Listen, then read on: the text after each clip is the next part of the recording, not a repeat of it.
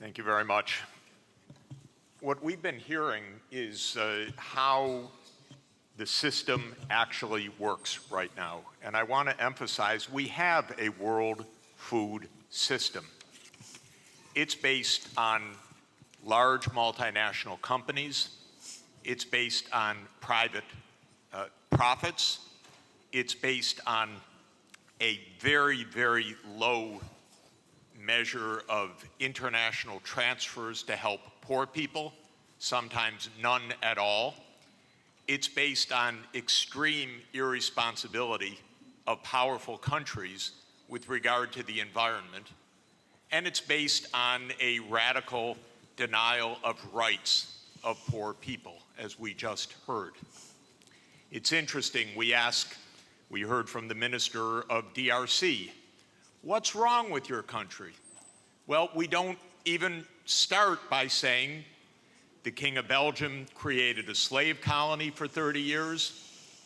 The government of Belgium ran the slave colony for another 40 years.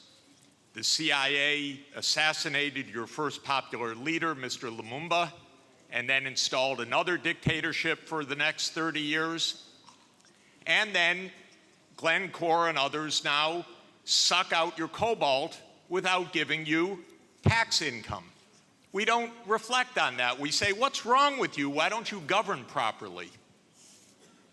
And so we have a system, but we need a different system. We cannot turn this over to the private sector. We already did about 100 years ago.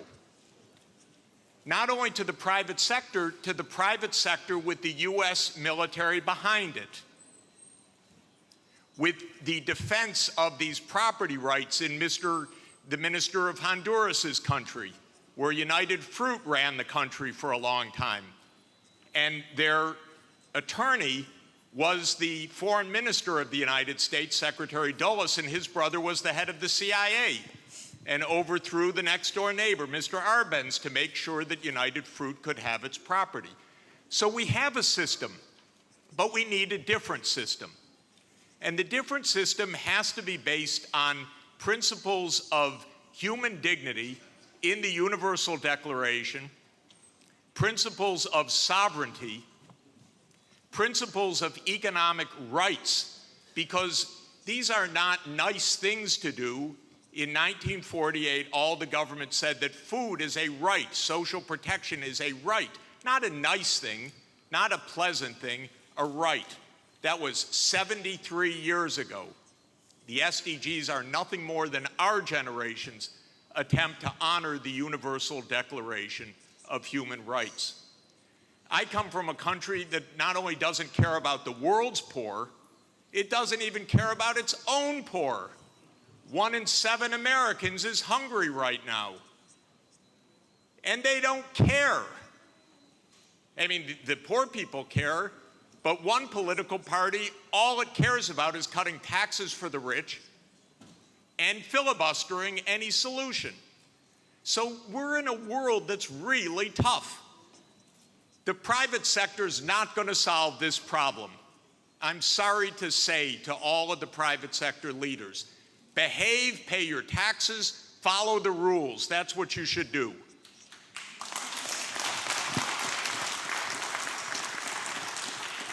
And what the governments should do is the following. They won't, but they should. First, the G20 should become the G21 by inviting systemically the chairperson of the African Union and the African Union to be the 21st country. The European Union is a member of the G20 as the EU. If you add the AU as the 21st for the G21, you add 1.4 billion people to representation at that crucial event. That will change decisively the discussion because 1.4 billion people are not at the table for finance right now, and they need to be. So my first recommendation is the G21. I love the G20. Add one seat, 1.4 billion people with the AU represented. Second, we need a order of magnitude change of development finance. The rich countries just borrowed $17 trillion for COVID. The poor countries, nothing. Because the rich countries can borrow at zero, and the poor countries pay 5 or 10% coupon rates or have no access at all.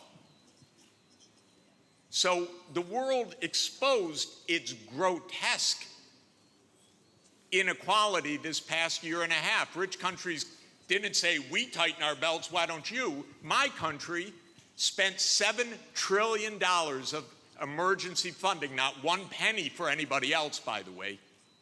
$7 trillion, it didn't even cross the imagination of the US Congress to include a few crumbs for the rest of the world. But the poor countries cannot borrow. That's what we should have heard from the World Bank. I didn't hear that from the World Bank. I didn't hear real numbers. Real numbers are in trillions right now because the world economy is $100 trillion a year. But we don't talk about real numbers. But my job, all I know in this world is long division. Divide by 100 trillion and then see whether you're talking about something real or not. So that's the second thing. We need massively to increase the lending and borrowing capacity of poor countries at near zero interest rates like the rich countries have. Then they could get something done.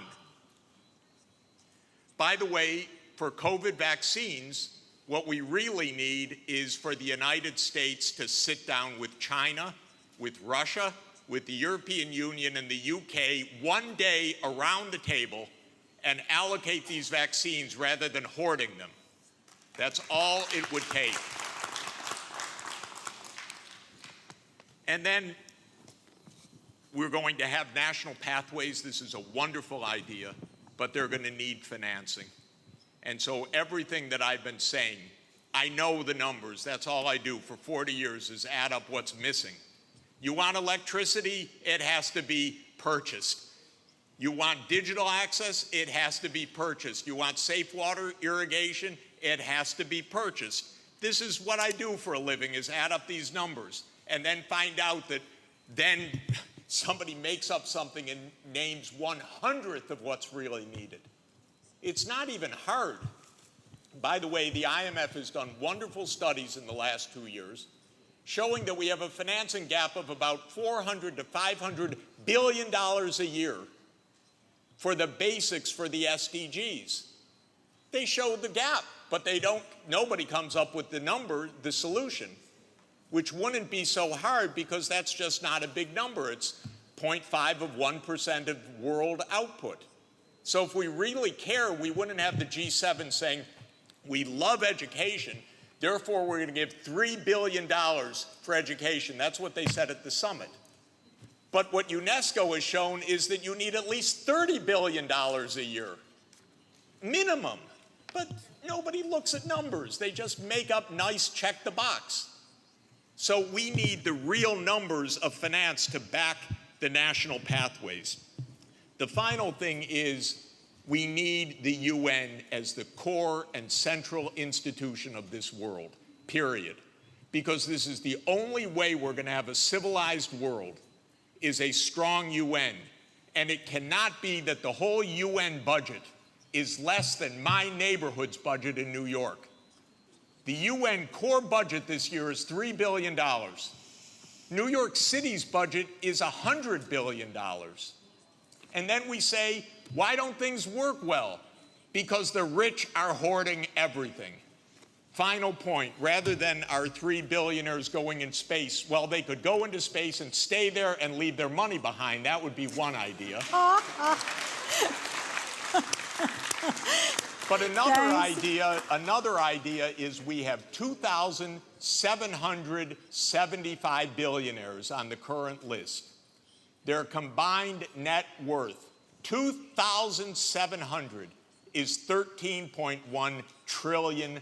Now, I have it on good authority, you don't need more than $1 billion to be comfortable.